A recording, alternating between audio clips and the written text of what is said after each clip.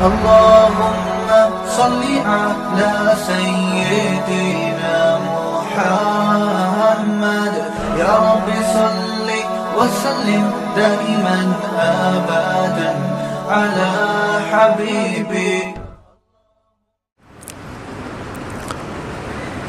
یا ایھا الذین آمنوا، اے لوگو جو ایمان لا چکے ہو، من یرتد منکم عن دینہ، تم میں جو بھی اپنے دین سے پیچھے ہٹے گا، ریورس ہوگا، فسوف یأتی اللہ بقوم، تو اس کے بدلے میں اللہ ایسے لوگوں کو لے آئے گا،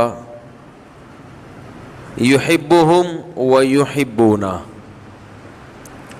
کہ اللہ ان سے محبت کرے گا اور وہ اللہ سے محبت کریں گے. اذلۃ علی المؤمنین، ایمان والوں پہ نرم ہوں گے، اعزۃ علی الکافرین، اسلام دشمنوں پہ سخت ہوں گے. لا یخافون فی اللہ لومۃ لائم، اللہ کے دین کے معاملے میں کسی ملامت کرنے والے کی ملامت کی پرواہ نہیں کریں گے.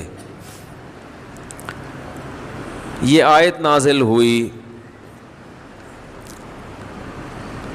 ان لوگوں کے بارے میں جو اسلام کے بارے میں مختلف قسم کے وسوسوں کا شکار رہتے ہیں، پروپیگنڈے سے متاثر ہوتے ہیں، حالانکہ وہ ایک مرتبہ اسلام قبول کر چکے ہیں یا مسلم گھرانے میں پیدا ہو چکے ہیں اور مسلمان کہلاتے ہیں.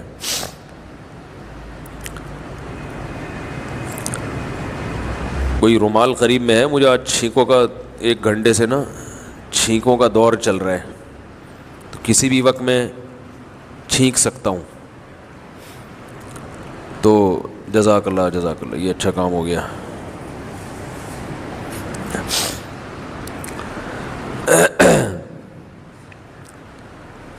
لا یخافون فی اللہ لومۃ لائم، اللہ نے فرمایا کہ اگر تم میں سے کوئی بھی شخص مرتد ہو جائے، ارتداد کا معنی دین سے پیچھے ہٹ جائے، تو ارتداد کے مختلف درجات ہیں. ایک درجہ یہ ہے کہ آپ مکمل اسلام کو چھوڑ دیں، یہ تو ایسے ہے جیسے آپ نے یو ٹرن لے لیا، بالکل پیچھے ہٹ گئے. ارتداد کا ایک درجہ یہ ہے کہ آپ نے اسلام کو تو نہیں چھوڑا، مگر آپ اسلام کے احکام کو فالو کر رہے تھے، اسلام کے احکام پہ چل رہے تھے، اب آپ نے چلنا چھوڑ دیا. تو یہ بھی لغت کے اعتبار سے مرتد ہے، لغوی اعتبار سے مرتد کا معنی پیچھے ہٹ گیا. یہ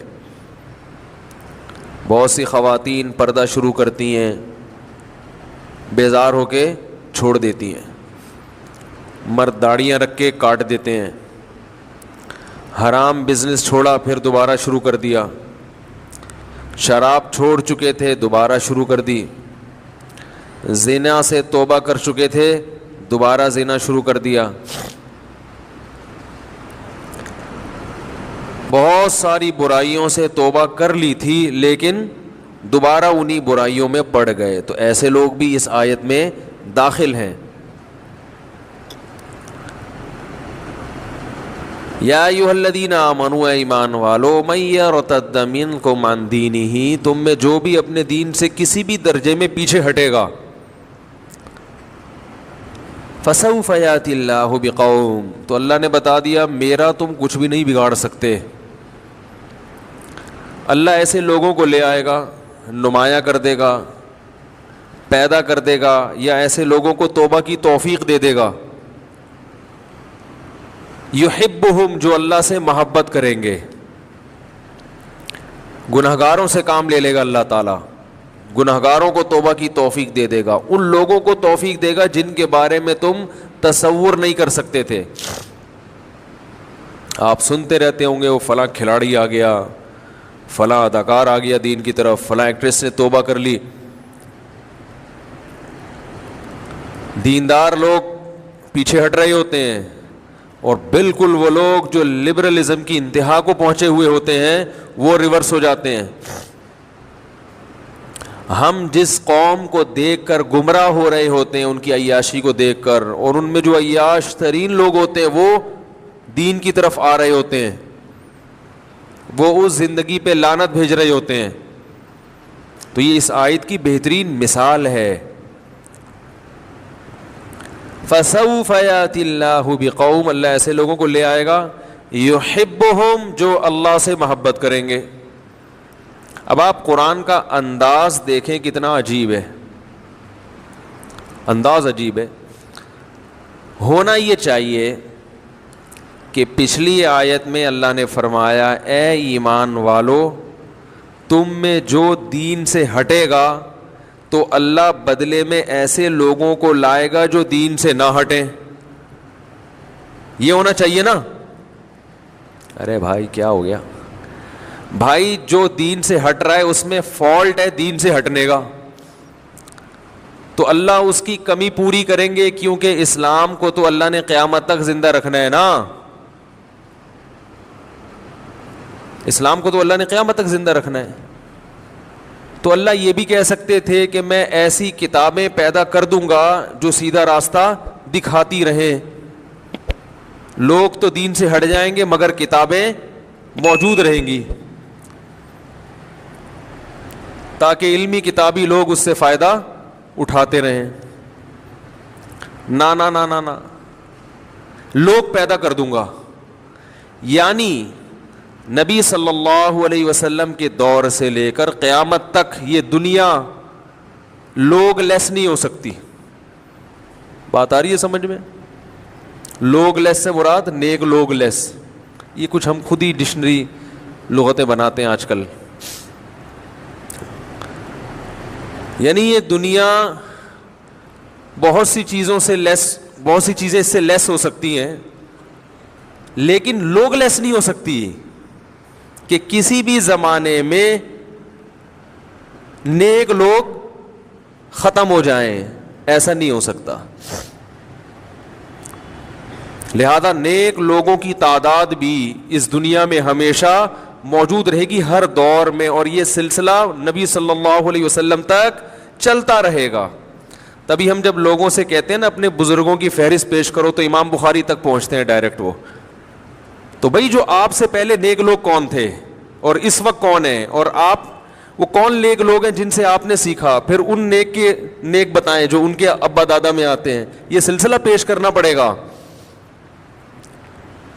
جہاں بھی قرآن اہل ہدایت کا تذکرہ کرتا ہے تو لوگوں کا تذکرہ کرتا ہے, لوگوں کا, اس لیے کہ لوگ نیک لوگ اس دنیا میں حجت اللہ ہوتے ہیں, وہ اللہ کی حجت ہوتے ہیں, دلیل ہوتے ہیں اپنے بندوں پر. صرف کتابیں کافی نہیں ہوتی. تو ایک تو علمی نقطہ اس آیت سے یہ پتہ چلا ہمیں, جو آپ سمجھ گئے میرا خیال ہے یا نہیں سمجھے بھائی, وہ اس کو نوٹ کر لیں. کدھر گئے شہباز بھائی؟ ایک اور کیمرہ لا کے رکھنا ہے جو پبلک کو دکھائے. اب تو میرے اپنے رشتہ دار جو ہے نا, جو بیان نہیں سنتے, دور دور رہتے ہیں, وہ خود کہہ رہے ہیں کہ کوئی دوسرا بندہ سامنے ہوتا بھی ہے یا ایسے ہی جنات سے خطاب چل رہا ہوتا ہے. کیمرے کا انتظام کرنا ہے, لگانا ہے, پبلک بھی دکھانی ہے. کب یہ نوٹ کر لیں, ابھی نوٹ کر لیں, اس میں بہت ہو گیا مذاق. تو میں ان کو جواب میں یہ کہتا ہوں کہ ہوا سے نا اتنے کانفیڈنس کے ساتھ بات ہو نہیں سکتی. یعنی کوئی سامنے نہ ہو تو پھر تو یہ ایکٹنگ ہو جائے گی. اتنی زبردست ایکٹنگ تو میرا خیال ہے کوئی فلمی اداکار بھی نہیں کر سکتا 1-1.5 گھنٹے تک, کہ کوئی بندہ سامنے نہ ہو اور وہ بات ایسے کر رہا ہو جیسے سب سامنے بیٹھے ہوئے ہیں. تو کیمرہ لا کے رکھنا ہے, یہ نوٹ کر لیں, بے شک گھسا پٹا کیمرہ ہی ہو, لیکن کبھی کبھار دکھا دیا کریں. آدھا میں آ رہا ہوں اور آدھی پبلک آ رہی ہو, تاکہ لوگ پھر یہ کہیں گے کہ یہ کسی اور موقع کی تصویر لے کے انہوں نے لگا دی ہے. تو دوبارہ اس آیت کو میں ریپیٹ کر دیتا ہوں. 2 چیزیں نکلتی ہیں اس آیت سے. اے ایمان والو, اگر تم دین سے پیچھے ہٹ جاؤ گے تو اللہ کا کچھ نہیں بگاڑ سکتے. اللہ ایسے لوگوں کو لے آئے گا, اچھے لوگوں کو پیدا کر دے گا. تو ہونا یہ چاہیے کہ اے ایمان والو اگر تم دین سے پیچھے ہٹ گئے تو اسلام کا کوئی نقصان نہیں ہے. کتابیں تو بخاری مسلم تو موجود ہے, جو چاہے گا سیدھے راستے پہ چلے گا, نہیں چاہے تو نہ چلے. نا نا نا نا نا, اللہ فرماتے ہیں لوگوں کو پیدا کرتا رہوں گا میں, لوگ اچھے موجود رہیں گے. اس سے بتا دیا کہ کوئی بھی ایسا شخص جس کی باتیں سن کر آپ کو لوگوں سے نفرت پیدا ہو رہی ہے, کوئی بھی اچھا نہیں لگ رہا, اس کا مطلب وہ خود اچھا نہیں ہے. دوسری بات اس آیت سے ہمیں یہ پتہ چلتی ہے کہ اللہ نے فرمایا من یرتد منکم عن دینہ, تم میں سے جو دین سے پیچھے ہٹے گا. تو اس میں فالٹ کیا ہے؟ دین سے پیچھے ہٹنا نا. تو آیت یوں ہونی چاہیے تھی, اللہ ایسے لوگوں کو بدلے میں لے آئے گا جو دین پر استقامت دکھائیں گے اور پیچھے نہیں ہٹیں گے. کیا خیال ہے بھائی؟ لیکن آیت میں یہ نہیں ہے, آیت میں یہ نہیں ہے. بھائی دیکھو, آپ کا ایک ملازم ہے, وہ سست ہے, آپ نے کسی کو کہا کہ یار کوئی مجھے ملازم لا کے دو, میں تمہارے ذمے یہ کام لگاتا ہوں اور اس کی تمہیں میں تنخواہ دیتا ہوں. کنواں کھدوانا ہے مثلا میں نے, اب وہ کنواں کھدوانے کا بڑا ماہر ہے, سب کچھ ہے, لیکن اس میں ایک فالٹ ہے کہ وہ بیمار ہے. تو آپ کہو گے یہ نہیں چاہیے مجھے, اس کے بدلے میں دوسرا لے کر آؤ جو بیمار نہ ہو, یہ کہو گے نا آپ. تو پھر بات یعنی بلاغت کے نہج کے بالکل مطابق ہوگی بات. تو قرآن کے الفاظ بھی بظاہر ایسے ہونے چاہیے کہ اے ایمان والو تم میں جو بھی دین سے پیچھے ہٹے گا, چاہے مکمل ہٹ جائے یا تھوڑا ہٹ جائے, اللہ ایسے لوگوں کو پیدا کرے گا جو دین سے پیچھے نہیں ہٹیں گے. مگر قرآن نے یہ نہیں کہا. قرآن نے کہا اے ایمان والو من یرتد منکم عن دینہ, تم میں جو بھی دین سے پیچھے ہٹے گا اللہ ایسے لوگوں کو لائے گا جو اس سے محبت کریں گے. اس میں اللہ نے بتا دیا کہ تم جو پیچھے ہٹے تھے تمہارے اندر ایک فالٹ تھا, محبت کی کمی. اب جو لوگ آئیں گے اس میں محبت کی کمی نہیں ہوگی, وہ پیچھے نہیں ہٹیں گے.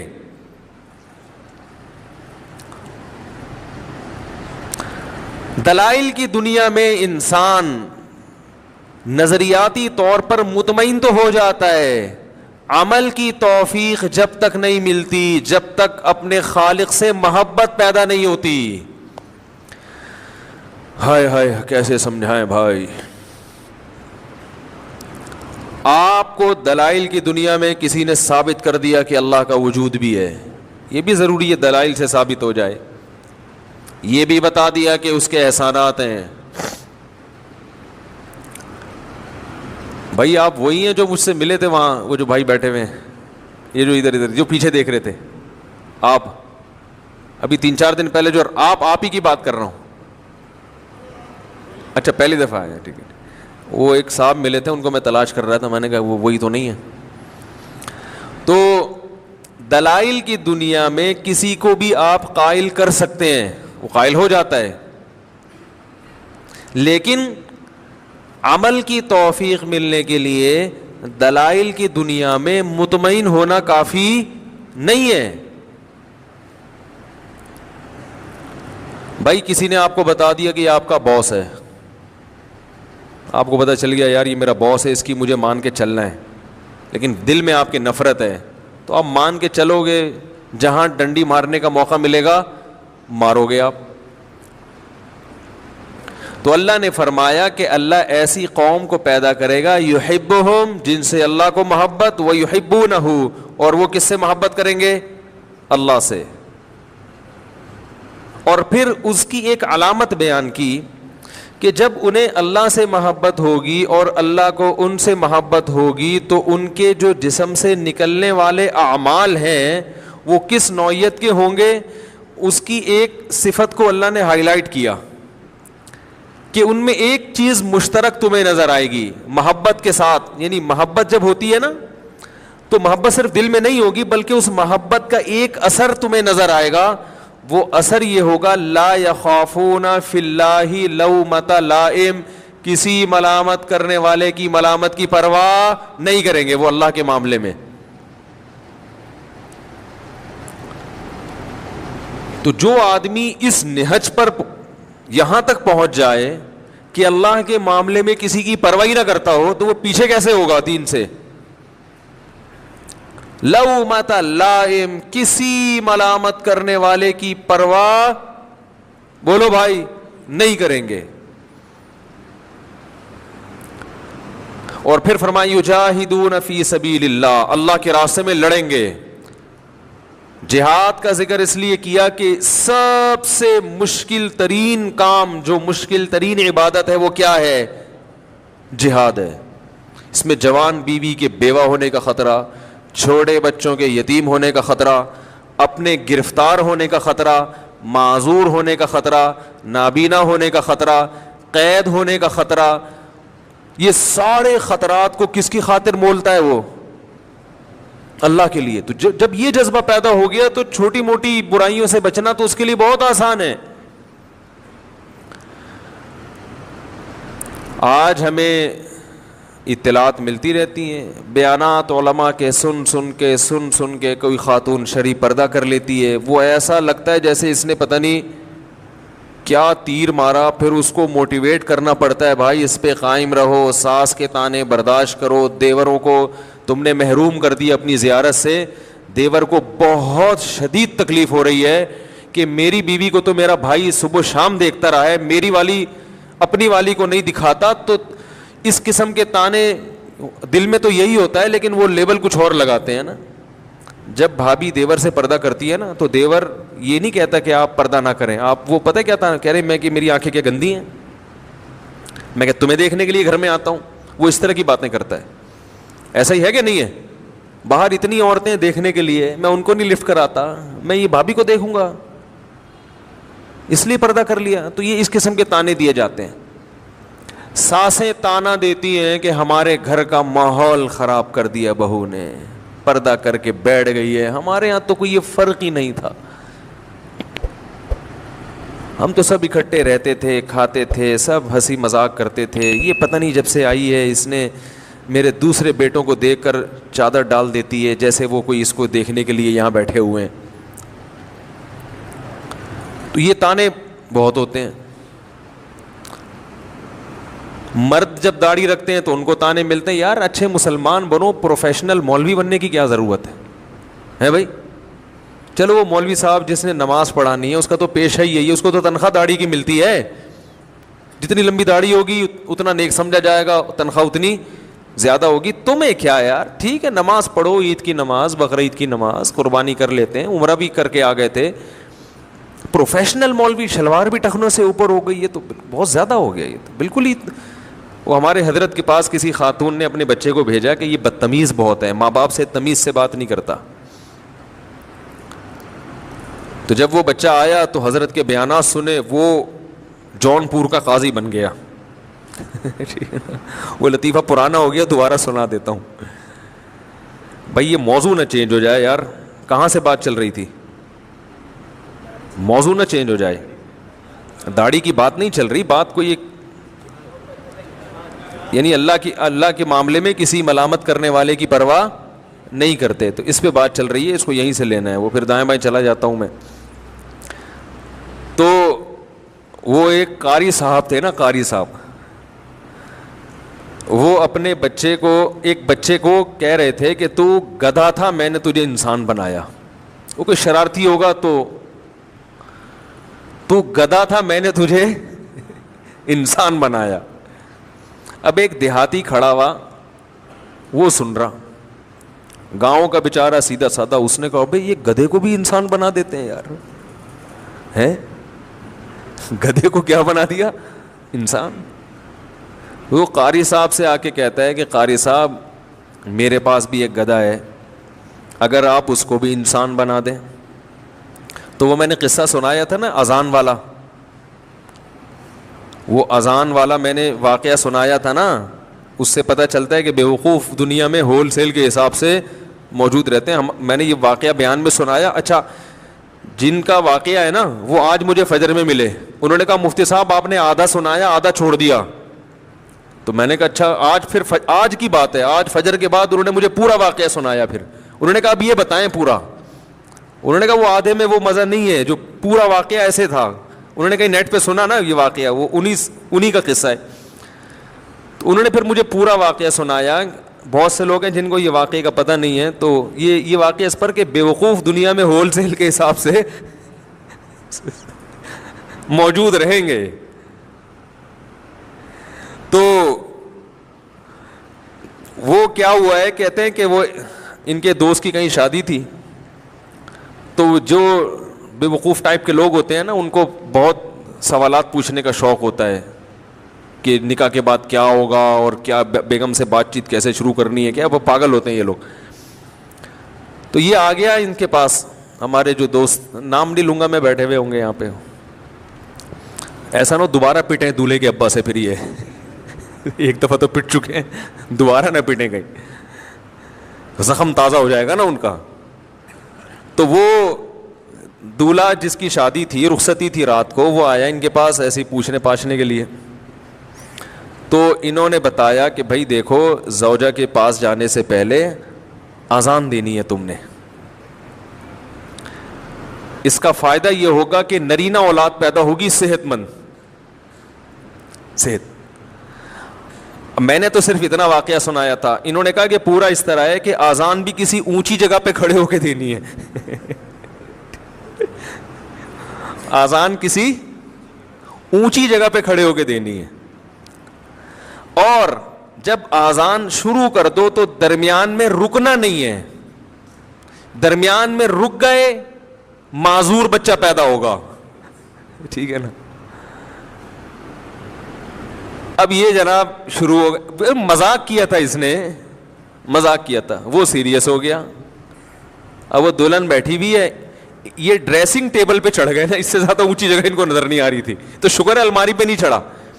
الماری پہ سے نہیں چڑھے کہ بھائی جب چڑھ جاتا الماری پہ تو کھڑے ہونے کی جگہ نہیں تھی. وہ بیوی کہتی کسی بندر سے میری شادی ہو گئی ہے. وہ ایک آدمی گیا نا نفسیاتی ڈاکٹر کے پاس کہ مجھے وہم ہو گیا کہ میں بندر تو نہیں ہوں. تو ڈاکٹر نے بولا پنکھے سے اترو گے تو میں علاج کروں گا نا اپنا, پنکھے سے تو نیچے اترو.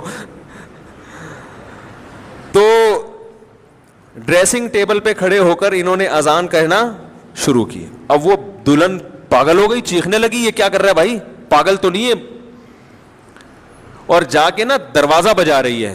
تو یہ اذان کے دوران اس کو کہہ رہے حی علی الفلاح, اس کو اشارہ کر کہ نہیں کرو. اذان بھی چل رہی ہے, حی علی الصلاح حی علی الفلاح, اور اشارہ کر رہے کہ نہ نہ نہ.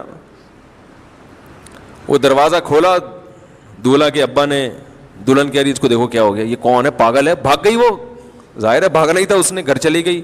تو نفسیاتی پاگل ہے. تو وہ صاحب مجھے سنا رہے تھے کہ صبح دولہے کے ابا آئے, انہوں نے پہلے دولہے سے تفتیش کی نا کیا ڈرامہ ہے بھائی, تو اس نے بتایا وہ فلاں صاحب نے. تو کہہ رہے صبح آتے ہی انہوں نے گریبان سے پکڑا, بات چیت شروع کرنے سے پہلے مکے لگانا شروع کر دی. تو کہہ رہے میں پوچھ رہا ہوں مسئلہ کیا ہے. انہوں نے کہا یہ میرے بیٹے کو تو نے کیا سکھایا. کہتے ہیں میں نے کہا اس میں خود سینس نہیں ہے کہ جو بھی جو سکھا دے آپ سیکھ لو گے کیا, کیا خیال ہے بھائی. یعنی کوئی بھی کچھ بھی کہہ دے تو آپ اس پہ عمل شروع کر دو گے, اس میں اتنی عقل نہیں ہے تو مکے تو اس کے لگاؤ جا کے. تو وہی ہے کہ وہ قاری صاحب کے پاس آیا, کہنے لگا کہ یہ میرا گدھا ہے, اس کو آپ کیا بنا دیں, انسان. آپ نے تو اس گدھے کو انسان بنایا نا. وہ قاری صاحب کہہ رہے تھے نا یہ بچے کو کہ تو گدھا تھا میں نے انسان بنایا. تو وہ دیہاتی اپنا گدھا لے کر آ گیا, کہنے لگا اس کو بھی کیا بنا دیں, انسان بنا دیں. اب قاری صاحب کو اندازہ ہو گیا کہ یہ کھیلنے کا بہترین موقع مل گیا مجھے, اس سے کھیلتے ہیں تھوڑا سا. قاری صاحب نے کہا بھائی چھوڑ جاؤ اس کو, انسان والا مسالہ کچھ دن لگا کے رکھنا پڑے گا, ایک دم سے تھوڑی بن جائے گا. تو جب کچھ دن مسالہ لگے گا تو انشاءاللہ یہ انسان بن جائے گا. وہ قاری صاحب چھوڑ کے چلے گئے. کہاں بننا تھا اس نے انسان. کچھ دن کے بعد قاری صاحب آئے, بھائی وہ کیا ہوا. انہوں نے کہا یار وہ غلطی سے مسالہ زیادہ لگ گیا ہے, وہ نارمل انسان نہیں بلکہ اعلیٰ درجے کا انسان, یعنی عام انسانوں سے ذرا اونچے درجے کا انسان بن گیا ہے, اور وہ جون پور کا جج بن گیا ہے. مسالہ زیادہ لگ گیا تو ظاہر اثر زیادہ ہوگا. تو وہ جو جون پور کا جج ہے نا وہ اصل میں تمہارا گدھا ہے جو جج بنا ہوا بیٹھا ہوا ہے وہاں پہ, وہ مسالہ زیادہ لگ گیا بس. تو یہ صاحب وہاں پہنچے دیہاتی, پہلے تو جج کو اشارہ کیا تو جج کو غصہ آیا, تو پھر گھاس لے کے اس کو دکھا رہے, ٹھیک ہے, پھر ہوش ہوش کر رہا ہے. تو جج نے بلایا, کیا مسئلہ؟ کہہ رہے زیادہ شو مارنے کی کوشش نہیں کر, ہے تو گدھا ہی نا, وہ تو مسالہ زیادہ لگ گیا, تو کیا بن گیا, تو قاضی بن گیا جونپور کا. تو ہمارے حضرت بھی فرمایا کرتے تھے کہ جو بچہ زیادہ دیندار بن جاتا ہے نا, تو لوگ کہتے ہیں کہ مولانا صاحب ہم نے یہ بچہ آپ کے پاس بھیجا تھا ایک سیدھا سادہ مسلمان بنانے کے لیے, آپ نے مسالہ زیادہ لگا کے اس کو جونپور کا قاضی بنا دیا.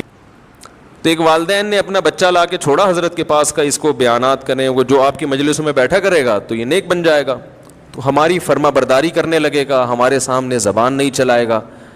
اب بچے پہ بڑا اثر ہوا حضرت کے بیانات کا, اہل اللہ کی صحبت کا بڑا اثر ہوتا ہے, وہ بچہ واقعی نیک بن گیا.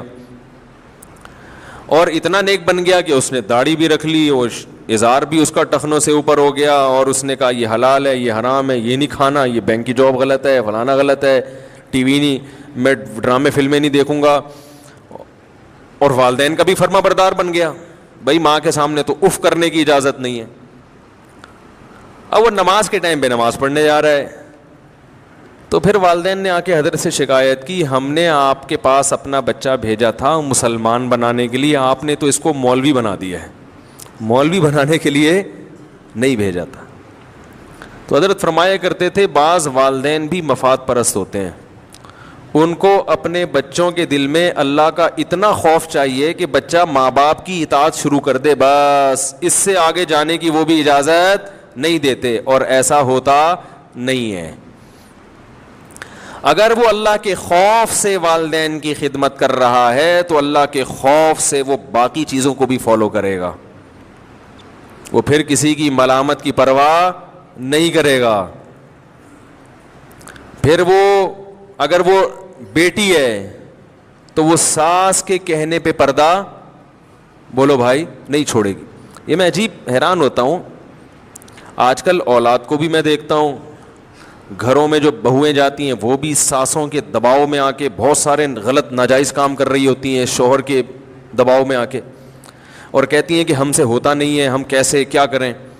لیکن جب ان کا اپنا کوئی کام اٹکا ہوا ہو نا, یہ اپنی کوئی سوچ ہو, جاب کرنی ہے بہو نے اور ساس منع کر رہی ہے, وہ لفٹ نہیں کرائے گی ساس کو, سمجھ رہے, بہو کو اچھی جاب مل گئی اور ساس نے کہا جاب نہیں کرنی ہے. ویسے تو ایسی ساسیں مارکیٹ سے شارٹ ہیں, وہ کہتی کماؤ کماؤ کھلاؤ کھلاؤ, ان کو اس سے کوئی غرض نہیں ہے کہ بہو گھر میں رہے, بچوں کی تربیت کرے. ہر آدمی کا جو ہدف ہے اس وقت پیسہ ہے, پیسہ.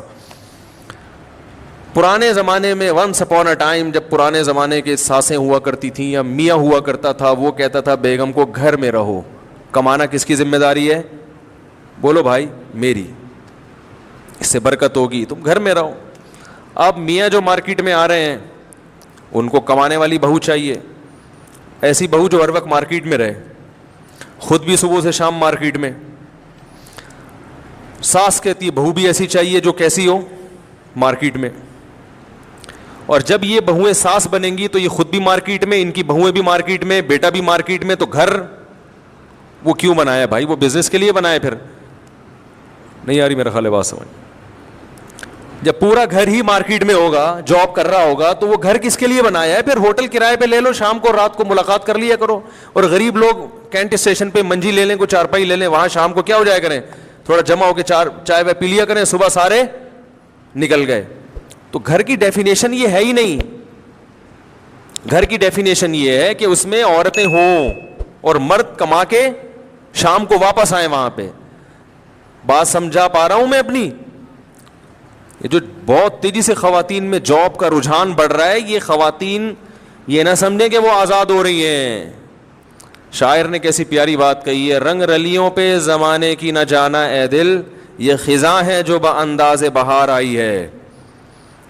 ابھی جاب کرنے تو خواتین کو, کچھ وقت کے بعد مردوں کو کے منہ کو جب عورت کی کمائی لگے گی, جیسے کتا جو ہے نا معذرت کے ساتھ, اس کو جب تک روٹی کھلاتے رہو وہ صحیح رہے گا, جب اس کو ایک دفعہ ہڈی لگا دی آپ نے, پھر وہ روٹی پہ راضی بولو نا، کبھی کتے پالے ہیں؟ جنہوں نے کتے پالے ہیں نا وہ یہ کہتے ہیں کہ اس کو بسکٹ کھلاؤ روٹی کھلاؤ خوش رہتا ہے. جب آپ نے اس کے منہ کو ہڈی لگا دی پھر یہ روٹی پر مطمئن نہیں ہوتا. تو جس مرد کو عورت کی کمائی کا چسکا لگ گیا تو اس میں اللہ پہ اعتماد، اللہ پہ توکل اور کھلانے کا جذبہ، یہ سب چیزیں ختم، برباد. تو اس طرف جا رہا ہے معاشرہ. تو میں یہ عرض کر رہا تھا کہ اللہ رب العزت نے وہ لوگ جو دین سے پیچھے ہٹ جاتے ہیں ان کے بارے میں فرمایا کہ اگر تم پیچھے ہٹو گے تم اللہ کا کچھ نہیں بگاڑ سکتے. اللہ ایسے لوگوں کو پیدا کر دے گا جو اللہ سے محبت کریں گے، اور اس کا اثر یہ ظاہر ہوگا کہ پھر وہ کسی ملامت کرنے والے کی ملامت کی پرواہ نہیں کریں گے. تو میرے بھائی جب دین پہ چلو نا تو داڑھی رکھ لی تو لوگ کہہ رہے ہیں ملا لگ رہا ہے. بولے لگ رہا ہے کہ تمہیں کیا تکلیف ہو رہی ہے، لگنے دو، ملا بھی تو انسان ہی ہوتے ہیں. آپ ناجائز سے بچو گے، لوگ کہیں گے دنیا کہاں سے کہاں جا رہی ہے، تم حلال و حرام کے چکر میں پڑے ہوئے ہو. بولے بھائی ہم تو جب آخرت پر ایمان ہے تو چکر میں تو پڑیں گے. جو آزاد ہے وہ کسی چکر میں نہیں پڑتا. کیا خیال ہے بھائی؟ جو غلام ہے وہ تو چکر میں پڑتا ہے کہ مالک کی طرف سے کن چیزوں کی اجازت ہے اور کن چیزوں کی اجازت نہیں ہے.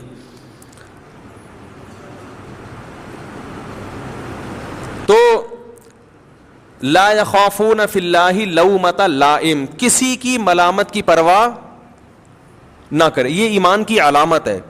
لیکن اس میں ایک بات خوب اچھی طرح سمجھ لیں کہ بلا وجہ ماحول اور معاشرے سے ٹکر لینا یہ ٹھیک نہیں ہے جب تک یہ ثابت نہ ہو جائے کہ معاشرہ یہاں 100% غلط ہے. بعض لوگوں کو واقعی میں مسالہ زیادہ لگ جاتا ہے اور وہ بلا وجہ معاشرے کے اپوزٹ چلنا شروع کر دیتے ہیں، حالانکہ شریعت نے وہاں معاشرے کو غلط قرار نہیں دیا ہوتا. سمجھ رہے ہیں؟ ہمارے ایک دوست تھے، انہوں نے، دوست تو نہیں کہہ سکتے کہ ریلیٹیو کوئی بھی تعلق تھا ان سے، انہوں نے مٹی کے پیالے میں پانی پینا شروع کر دیا کہ جی سنت ہے، اور مٹی کے برتنوں میں کھانا کھانا شروع کر دیا. ان کے والدین پریشان کہ ہمارا سارا ڈنر سیٹ ایک طرف، یہ مٹی کے گھڑے، مٹی کے برتن، مٹی کے لا کے اس نے کچن میں رکھے ہوئے اور الگ ہی سٹائل میں پی رہا ہے. بھائی جس میں سارے پانی پی رہے ہیں اسی میں پیو، جس میں سب کھا رہے ہیں اسی میں کھاؤ. اس سے جب دلیل پوچھی جاتی کہتا ہے یہ سنت ہے. یہ کیا ہے؟ سنت ہے. تو ان کو جب سمجھایا جاتا ہے کہ بھائی جس طرح سب چل رہے ہیں اس طرح چلو، تو وہی آیت پیش کرتے ہیں کہ ایمان والے سنت کے معاملے میں کسی کی ملامت کی پرواہ نہیں کرتے. تو سمجھ لیں کہ یہ آدمی جون پور کا، بولو بھائی، قاضی ہے، جج ہے. اس میں تو دو رائے نہیں ہو سکتی کہ جن چیزوں کو نبی نے استعمال کیا صحت کے حوالے سے ان کا آلٹرنیٹ بولو نا نہیں ہے. مٹی کے برتن میں کھانا، مٹی کے برتن میں پکانا، مٹی کے برتن میں پانی پینا، یہ صحت کے لیے بہت مفید ہے، اس میں دو رائے نہیں ہے. لیکن پہلی بات تو یہ کہ یہ سنت عادیہ ہے، دینیہ نہیں ہے. اس کا دین سے تعلق نہیں ہے، کلچر سے تعلق ہے. نبی کے دور میں یہی کلچر تھا. میں نے اس نوجوان کو پیغام بھجوایا کہ پھر گاڑی میں نہیں سفر کیا کرو، گدھے پہ بیٹھ کے جایا کرو نا بھائی. نبی تو ہوائی جہاز اور گاڑیوں میں سفر نہیں کرتے تھے، گدھے کی سواری کرتے تھے، تو آپ گدھے پہ جایا کرو. ہو سکتا ہے اب تک گدھا آ گیا ہو. ہم نے تو یہ سمجھانے کے لیے کہ، لیکن جب ایسے لوگ بہت ہی متشدد ہوتے ہیں تو ان سے کوئی بعید نہیں ہے کہ وہ گدھا بھی خرید لیں. کیا خیال ہے؟ وہ گدھا بھی خرید چکے ہوں گے اب تک. تو یہ وہ لوگ ہوتے ہیں جن کو مذہبی رہنما اس ٹائپ کے ملتے ہیں، جن کے پاس علم ہوتا ہے مگر تفقہ اور بصیرت نہیں ہوتی. ان کو یہ پتہ نہیں ہوتا کہ کون سی سنت کی کیا حیثیت ہے. ابھی ایک صاحب بیان کر رہے تھے نا کہ وہ، ابھی نہیں بتاؤں گا، آپ سمجھ جائیں گے کون ہے وہ، رہنے دیں، پھر کبھی اور کسی وقت ذکر کریں گے، وہ پھر آپ سمجھ جائیں گے، پھر وہ ایسا نہیں ہے. تو وہ میرا مقصد تو کسی شخصیت کو ہائی لائٹ کرنا نہیں ہوتا نا, وہ آپ میں بات کروں گا تو وہ آپ کا ذہن ادھر چلا جائے گا, تو پھر مناسب نہیں. تو خیر, علم ہوتا ہے, فقاہت نہیں ہے, بصیرت نہیں ہے کہ کس حکم کی شریعت میں کیا حیثیت ہے.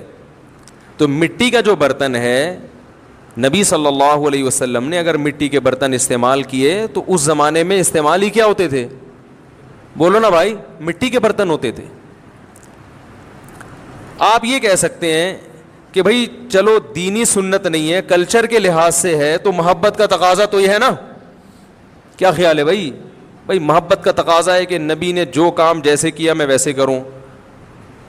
تو یاد رکھو, محبت کا تقاضا بھی اس وقت ہے جب آپ کا کلچر اسے قبول بھی کرتا ہو, ورنہ رسول اللہ صلی اللہ علیہ وسلم نے یہ کرتے اور شلوار یہ جو آج کل جس حساب سے لباس چل رہا ہے بیائی, یہی لباس نہیں تھا عرب کا. جبہ پہنا ہے, اب آپ یہاں جبہ پہن کے گھومنا شروع کر دو. میں نے ایک وقت میں مجھے شوق ہو گیا تھا جبے کا, تو ہر دوسرا آدمی مجھ سے پوچھتا تھا دبئی سے کب آئے ہیں آپ؟ وہ سمجھتے کوئی دبئی کے شیخ ہیں. ہم نے کہا یار جو سمپل سب کا ڈریس ہے وہی پہنے آدمی, خام ہمیں اپنے آپ کو نمایاں کیوں کر رہے ہو بھائی؟ عرب میں جو لباس عام تھا, نبی نے کوئی نیا ڈریس متعارف نہیں کروایا, جو لباس عام تھا اسی لباس کو زیبتن کر کے یہ بتایا کہ میری سنت یہ ہے کہ جس قوم میں جو لباس چل رہا ہو وہی لباس پہنو. یہ ہے اصل سنت. اپنے آپ کو پرومیننٹ کرنے کی, نمایاں کرنے کی ضرورت نہیں, کوئی الگ سی چیز نہ لے کر آؤ. اصل سنت یہ ہے. نہیں یاری بات میرا خیال ہے. نبی نے جو گدھے کی سواری فرمائی, گھوڑے کی سواری, اونٹ کی سواری, تو اس سے اونٹ کی سواری اس کا سنت ہونا ثابت نہیں ہوتا. اس سے یہ ثابت ہوتا ہے کہ جس قوم میں جس قسم کی سواریوں کا رواج ہو تو ان وسائل اور ان ذرائع کو استعمال کرو. میرے دور میں اونٹ, گدھا, گھوڑا یہ ایسی سواریاں تھیں جو ہمیں پیدل چلنے کی مشقت سے بچاتی تھی. تو جو کام اونٹ پہ بیٹھ سے ہو سکتا ہے وہ ہم پیدل چل کے نہیں کریں گے, جو گھوڑے پہ بیٹھ کے ہو سکتا ہے وہ ہم گدھے پہ سوار ہو کے نہیں کریں گے. تو اس نے بتا دیا کہ اصل سنت یہ ہے کہ جب تم کہیں جہاز سے جا سکتے ہو تو ٹرین سے جانے کی کوشش مت کرو. اگر ٹرین سے جا سکتے ہو تو بلا وجہ گاڑی میں, بس میں جانے کی کوشش مت کرو. بس سے جا سکتے ہو تو پیدل جانے کی کوشش, بولو نا بھائی, مت کرو. اب آپ کہیں کہ یار موسیٰ علیہ السلام مصر سے مدین پیدل گئے ہیں تو میں پشاور پیدل کیوں نہیں جا سکتا؟ اور آپ یہاں سے بوریا بستر لے کے پشاور پیدل چلنا شروع ہو جائیں کہ موسیٰ کلیم اللہ کی سنت ہے, تو یہ آپ کے پاگل ہونے کی. او بھائی اس وقت موسیٰ علیہ السلام تو فرار ہوئے تھے مصر سے, کوئی سواری نہیں تھی, کوئی روٹی کھانے کا انتظام نہیں تھا, انہوں نے کہا پیدل ہی نکلو. نہیں یاری میرا خیال ہے بات سمجھ میں. تو جو برتن اویلیبل ہو اسی میں کھانا کیا ہے؟ بولو نا, سنت ہے. نبی نے بھینس کا دودھ پیا کبھی؟ بھینس تھی نہیں عرب میں. ہاں اتنی بات ضرور ہے. تو اس لیے میں یہ کہہ رہا ہوں کہ جون مسلمان بنو صحیح, جون پور کا قاضی بننے کی کوشش مت کرو. تو بلا وجہ معاشرے سے ٹکرانا. سارے گھر والے اسٹیل کی پلیٹوں میں کھا رہے ہیں, آپ مٹی کا برتن لے کے بیٹھے ہوئے ہیں. وہ گھر والے بھی کہتے ہیں کیا بن گیا بھائی ہے, کس کے پاس بیٹھ رہا ہے. پھر وہ دین سے نفرت کرنا شروع کر دیتے ہیں. تو یہ وہ مضبوطی نہیں ہے دین پہ, بلکہ یہ علم نہ ہونے کا نتیجہ ہے. تو میں ایک وہ جلدی سے, آج میں 2:30 بجے بات بیان ختم کر دوں گا انشاءاللہ, تو تھوڑا وقت رہ گیا, بات کو جلدی سے سمیٹوں. تو میرے بھائی جب آپ دین پر مضبوطی سے آئے ہیں, یہ میں مٹی کے برتن سے ایک حوالے سے ایک بات آپ کی خدمت میں ابھی پیش کروں گا انشاءاللہ. تو جب آپ مضبوطی سے شریعت کو فالو کریں گے تو اللہ کہہ رہا ہے کہ پیچھے مت ہٹو, اور پیچھے نہ ہٹنے کا ایک نسخہ اللہ بیان کر رہا ہے کہ دل میں اللہ کی محبت پیدا کر لو. پیدا ہوتی ہے تو واپسی کا آپشن ختم ہو جاتا ہے. پھر آج ہمارے دل اللہ کی محبت سے خالی ہیں. کتنی محبت پیدا کرنی ہے؟ یہ جو مٹی کے پیالے والی برتن والی بات ہے, پھر میں جمعے کی نماز کے بعد جس نے بیٹھنا ہوگا بیان کر دوں گا, تاکہ یہ جو میں بات کرنا چاہ رہا ہوں یہ کمپلیٹ ہو جائے. تو ایک شاعر نے پہلے زمانے میں نا, یہ جو بادشاہ ہوا کرتے تھے یہ شعراء کو بلا کے ان سے کلام سنا کرتے تھے, پہلے اس کا بہت رواج تھا.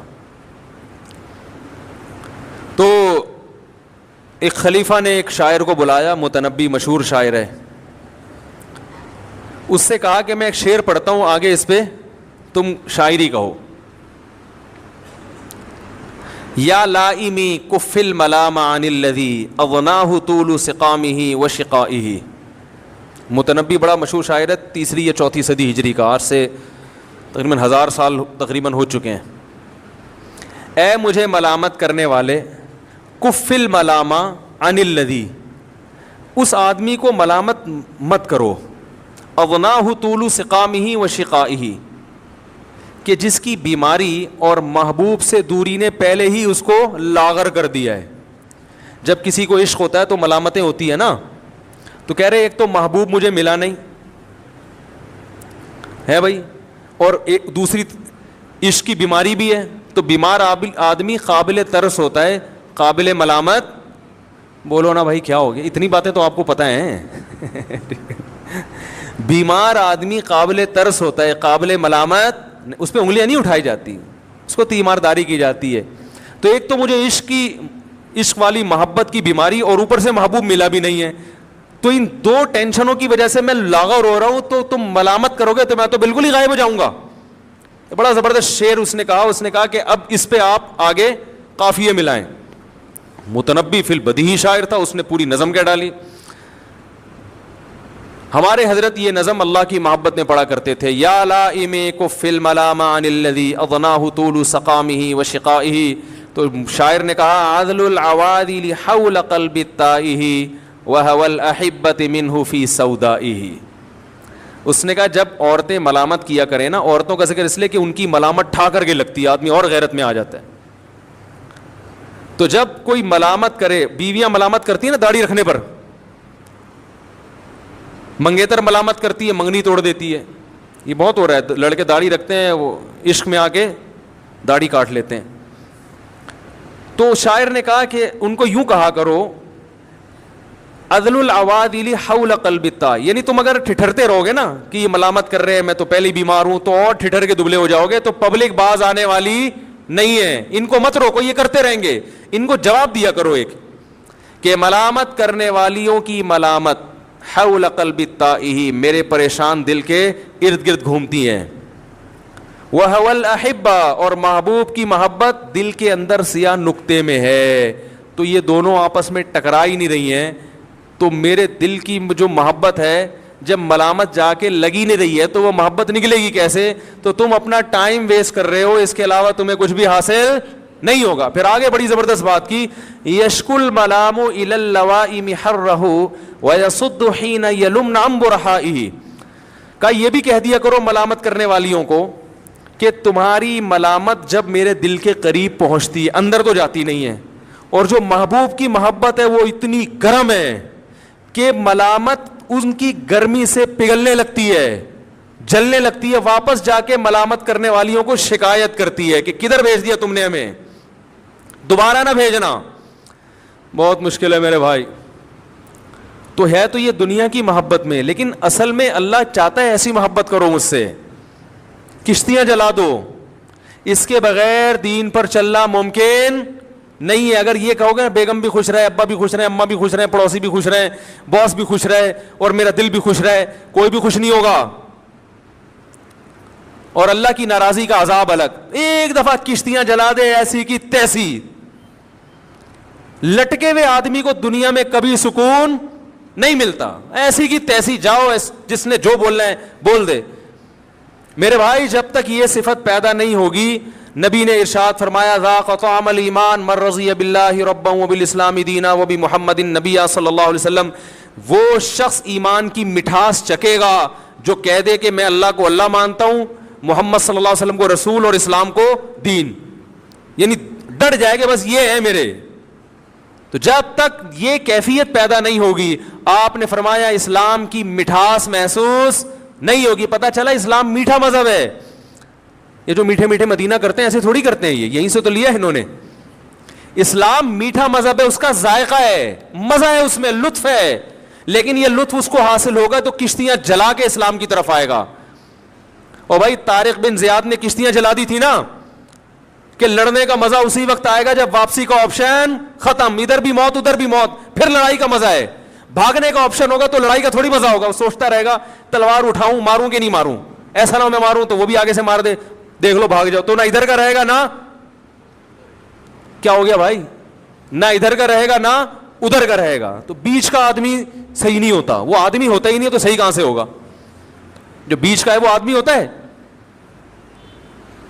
تو عجیب حساب ہے. تو آج 99% مسلمان جو ہیں وہ اسی لٹکی ہوئی پوزیشن میں ہیں. لٹکی نہ ادھر ہو رہے ہیں نہ. میں لوگوں سے کہتا ہوں یار تم انگریز کی طرح عیاشی کر لو, اگر کرنی ہے تو دنیا تو مزے اڑا کے جاؤ نا, پھر آخرت میں بھگت لینا. نہ تم دنیا کے نہ آخرت کے. انگریز کی ٹھکائی ہوگی, وہ کہے گا چلو آخرت میں ٹھکائی ہو, دنیا میں لائف کو میں نے بھرپور انجوائے کیا ہے. آپ کہو گے اللہ جمعے کی نماز تو پڑھتا تھا پھر بھی چترول لگ رہے میرے ہے بھائی. تو اللہ کہے گا صرف جمعہ تھوڑی تھا, فجر بھی تھی, ظہر بھی تھی, عصر بھی تھی. آپ کہیں گے اللہ میں نے کم از کم زنا تو نہیں کیا. تو اللہ کہیں گے جو نیٹ پر بیٹھ کر بیہودہ چیزیں دیکھتا تھا, بد نظری کرتا تھا, اس کی بھی تو ٹھگائی بنتی ہے نا. تو آپ کہو گے یار نہ ادھر کے نہ ادھر کے.